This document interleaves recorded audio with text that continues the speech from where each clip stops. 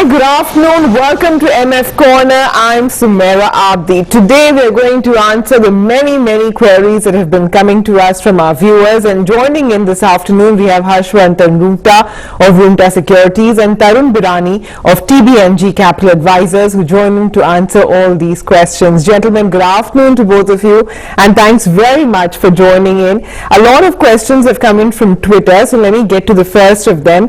Amit Kanani writes to us, and he wants to know that in the current scenario where interest rates are down, is it advisable to invest in dividend-based mutual funds in this scenario? So Harsh, let me come to you first on this, because I think Amit has mixed up his concepts a little bit.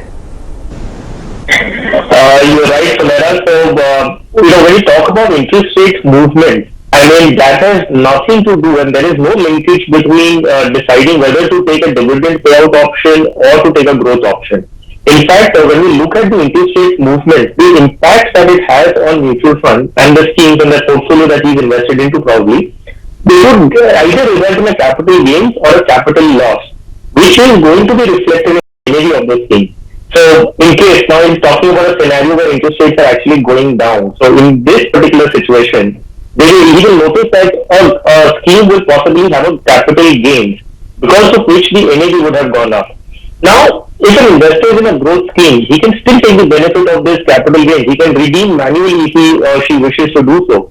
So you don't really have to take a dividend payout option and wait for the capital gains to be given out in the form of dividend by the fund houses. So, dividend payout or growth, in fact, is dependent on the regular cash flow needs of the investor, not linked to the interest rate movement. Another point I'd like to highlight here with respect to taxation, in case he takes a dividend option, so from 1st April 2020, this financial year, all the dividend that is being paid out in the hands of the investor will be taxable in their hands, and they will have to pay tax as per their own tax slab. Earlier, the situation was very different, wherein the fund house would deduct the dividend distribution tax and pay out dividend, which in turn was tax-free in the hands of the investor. But from 1st April 2020, that's not the scene. So you should be very careful if you're going to take a dividend payout option, especially when you don't need the money. All right, got it. And in fact, we have another Amit who's sent us the next query. He writes to us and he says that he wants to achieve 8 to 9% growth in the because he says that there are high expense ratios that mutual funds have, and therefore he thinks that a minimum 8 to 9% is required. Tarun, do you agree? Yeah. So, hi Sumaira. I think the question it has two parts to it, and let me try to address this question addressing both these parts. The first part, achieving 8 to 9% in the short term, is it achievable or not? And the second part is on the high expense structure.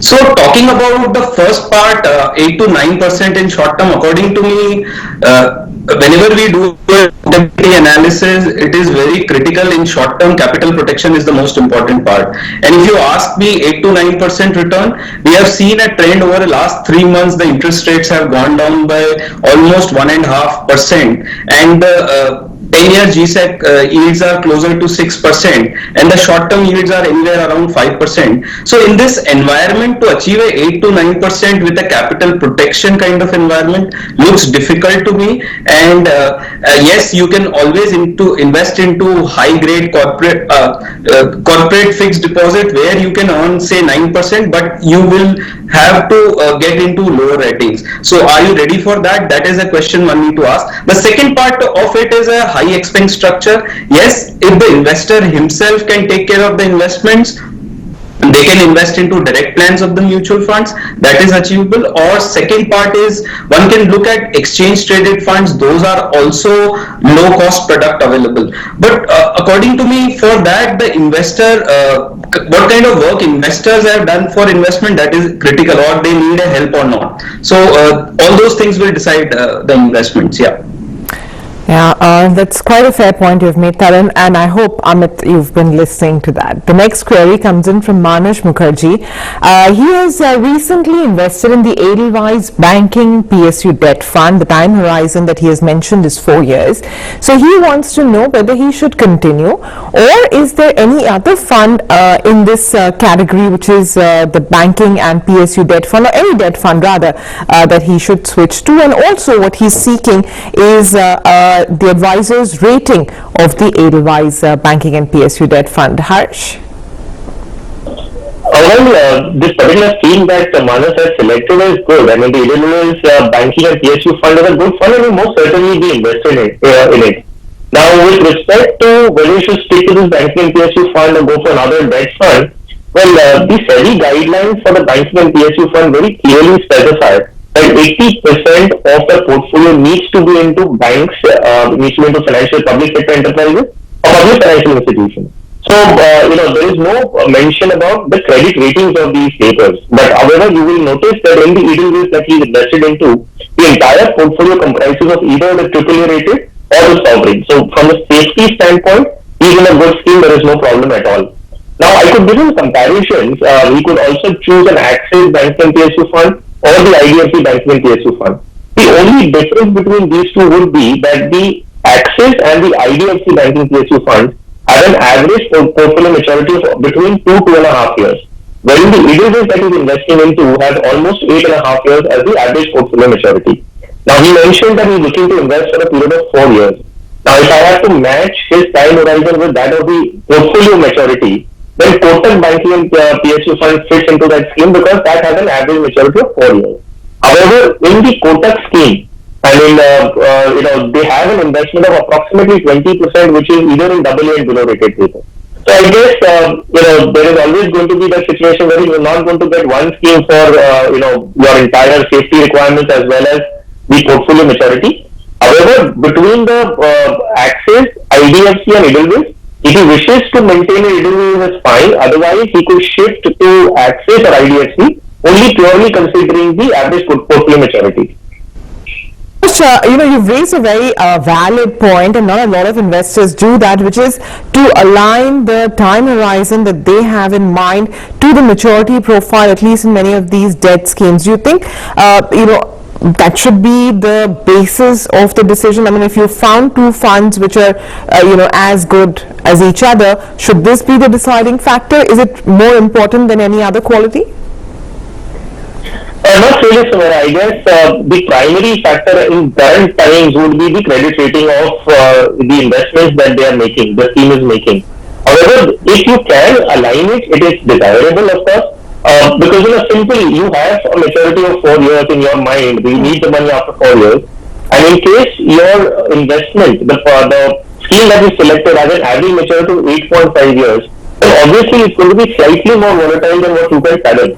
So the idea is that if you can match it, great. If not, then the portfolio is anyway going to be churned over the period of time.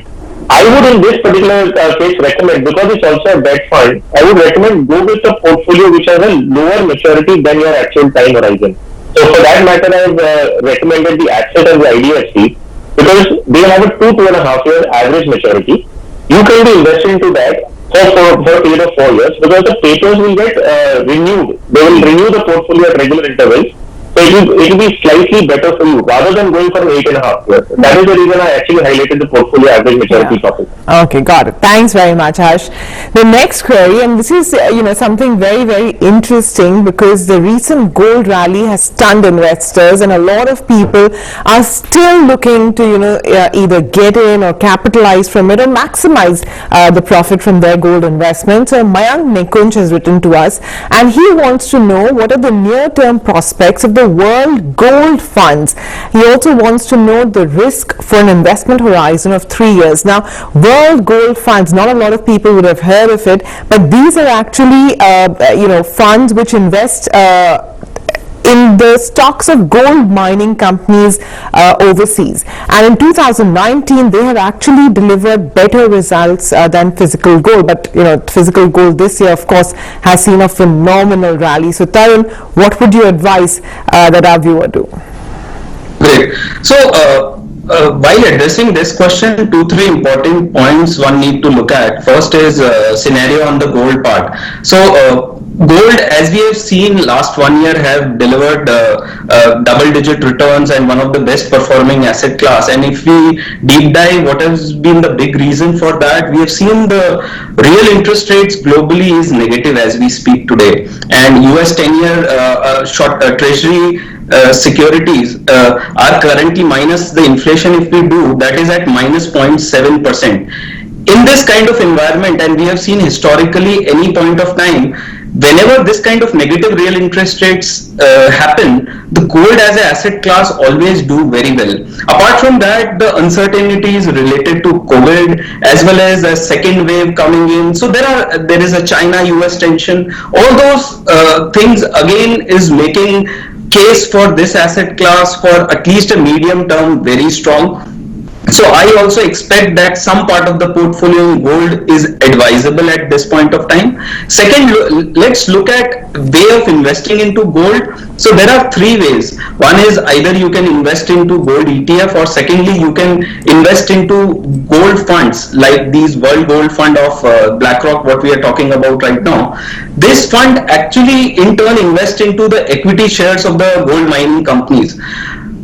I have tried doing a rolling return study of 3 years because this fund has almost 12-year history, and in that on a downside protection point of view, if you look at compared to a gold ETF, it is much more riskier. So there is much more downside because it's an equity product we are talking about. So anything which happens to these companies where they have invested, it will actually naturally come into the performance of this scheme. So anybody who ready for high risk, high reward, I think can look at this World Gold Fund, but I would rather look at a normal gold ETF, or for that matter a sovereign gold bond fund looks as the most preferred route to invest into gold as we speak today, because it gives you complete tax-free returns on maturity. It gives you 2.5% annual coupon. Apart from that, the depreciation of the gold prices. So I think among these three one can look at based on the risk profile. All right, with that, we'll take a very quick break. Harshvardhan and Tarun will stay on with us. When we come back, we're going to get back to answering some more queries. Stay tuned.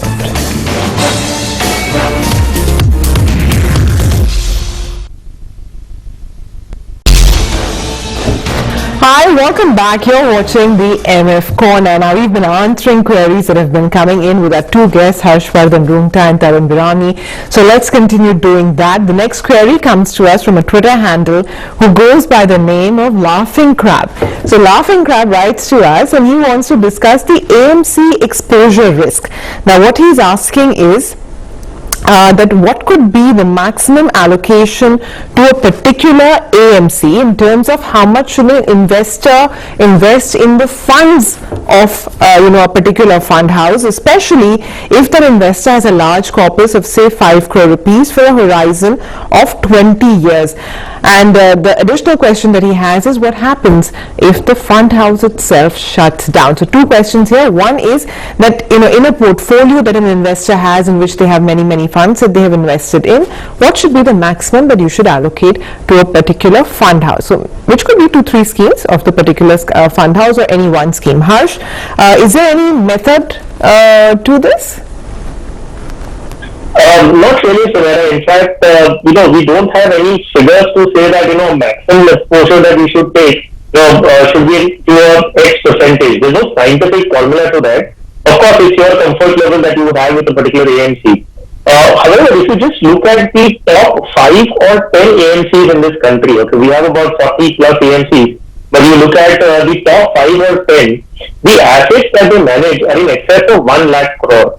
And all of these names are, large financial institutions who are not only in mutual fund business, but they have presence across different businesses in the country. So it's very unlikely that if you're choosing a top 5 or 10 fund houses to invest with, they close overnight. So they will not close. Okay, there could be a business decision wherein they may not want to pursue a mutual fund or an AMC business, and then they want to sell that business or merge with another AMC.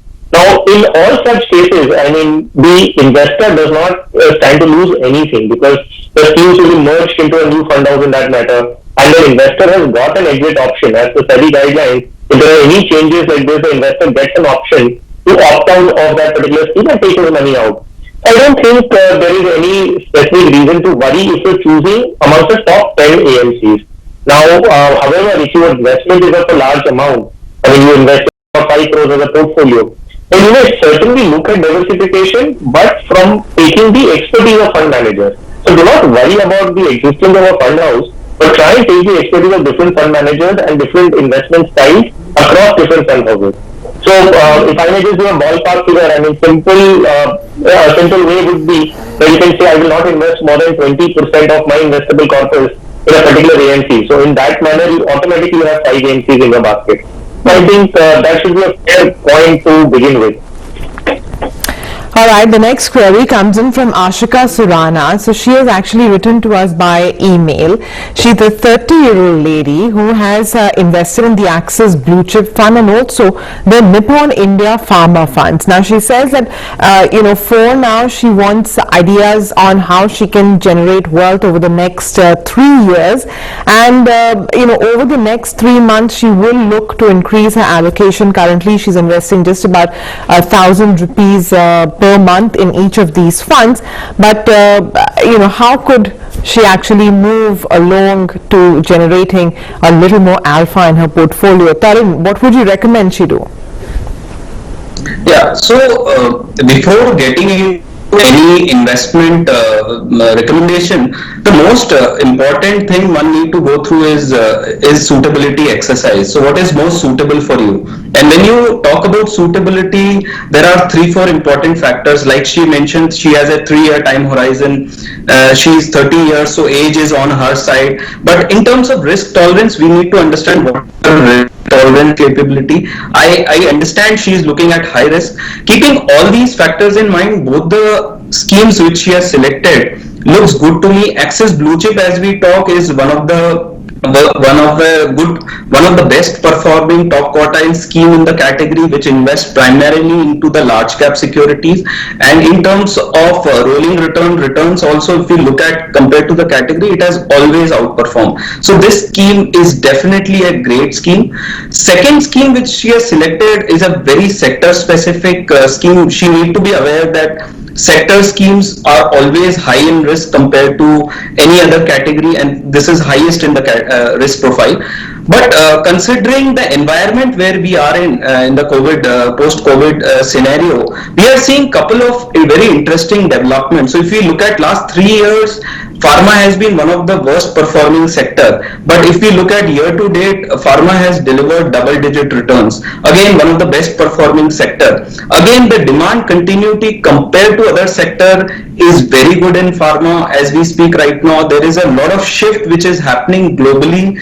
Let's say Chinese production moving to India, all these talks are also going on. So looking at all those things, pharma should continue to do well, and the fund she is talking about, it has a very good long-term history of almost 14-15% annual returns. So that again looks good. But one more interesting theme which I like at this environment, the current environment, and this is a very high risk strategy, is investing into the banking funds. So I have seen last 1 year banking funds have delivered almost minus 25% kind of returns due to all these challenges of COVID, what we are talking about right now. But given the situation getting better now, I see strong banks will recover much faster, and we have seen this in the earlier 2013-2008 environment also. There has been a ROE expansion with all the high quality banks in that environment. So I am very bullish from that point of view on banking, and if she has a 3 to 5 year horizon, she can look at investing some in the banking also.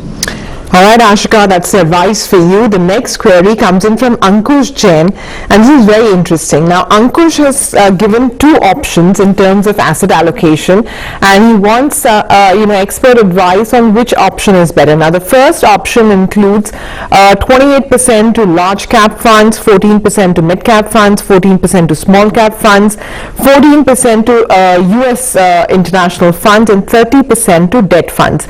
Now, in the second option, what he has done is he has changed the small cap and made it, that 14% goes to a multi-cap fund. Everything else remains the same. So Harsh, I would choose the multi-cap option. What would you choose? Yes, I go along with you, Sumera. In fact, my preference also would be of a multi-cap. With a simple reason, when you choose a dedicated small cap fund, the fund manager is mandated to invest a maximum portion of that AUM into small caps, whether he or she likes it or not, whether there are enough opportunities or not. Now, when you have a multi-cap fund, the fund manager pick up only the companies that he or she wishes to pick up. There is no compulsion. So it gives some more liberty. Even if there are no good investment ideas, the fund manager may not be under compulsion to pick any of the small caps for that matter. So yes, I go with you on this, and I would recommend the option 2 to add a multi-cap instead of the small cap. The overall allocation looks fine. 70-30 between equity and debt looks fine. All right, Harsh, Tarun, thanks very much. Appreciate your time this afternoon. Thanks for advising our viewers. With that, we'll wrap up on MF Corner. But do stay tuned. The team of Closing Bell joins you next.